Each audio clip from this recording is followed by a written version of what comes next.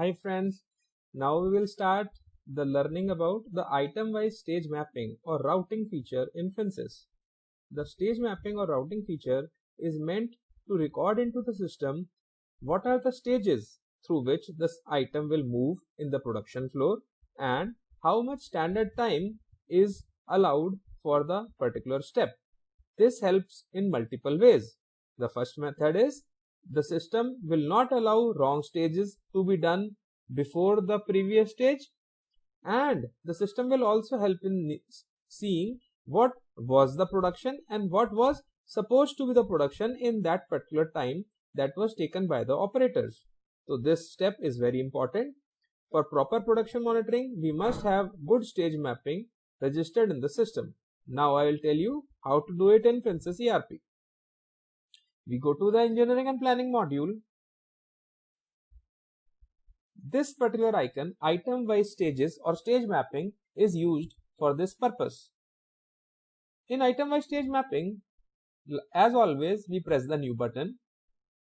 Go to the ERP code. The system will show only the codes for which the stage mapping has not yet been done, so that there is no chance of a repeat stage mapping being done. Suppose we make a stage mapping for 5-ply corrugated box.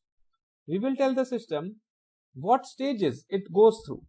Now the system gives us with two options. One, copying it from an existing item, or making your own stages. Copying it will have a facility of having a standard item and repeating its stages so that accidentally no stage gets missed out. Or in case it is a unique item, you can choose your own stages also. Let us first start with own. I go to this option. System shows me all the available processes that I have in my factory: corrugation, printing, die cutting, folding gluing, and finally sorting packing. And I press enter. System automatically fills up the screen with the relevant stages which I had selected, and the standard time set up in the master for this process is filled here. I can also fill up what is the standard time for production of 1000 pieces for my plan versus actual reporting. Suppose it takes me 15 minutes to produce 1000 sheets on the corrugator. I can also select here the machine which will be used as the preferred machine for the process. Remember, the whole process is not keeping things in mind only, but keeping them on the system so that we are not human dependent, but we are system dependent.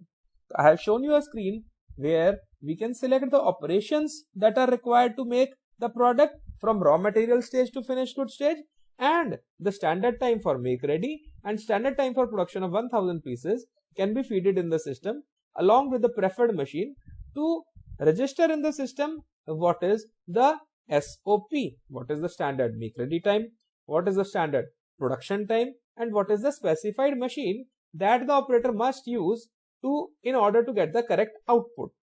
The whole purpose behind this is system dependency, recording in the system what is correct and then following it for better production. Let us now see the screen one more time. I'll open it in edit mode. Suppose I open the first item.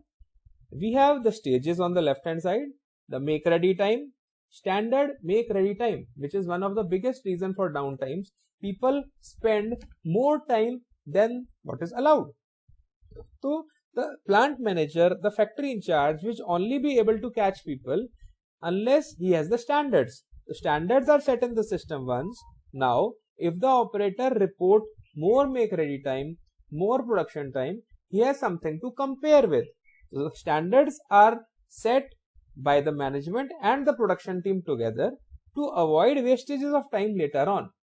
Production is also recorded on these stages which complete the item from start to end.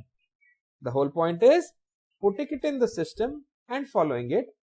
This option is also printable so that in case we need to know what are the stages linked to this item, we can easily take a hard copy and put it into the file of the item for reference later on.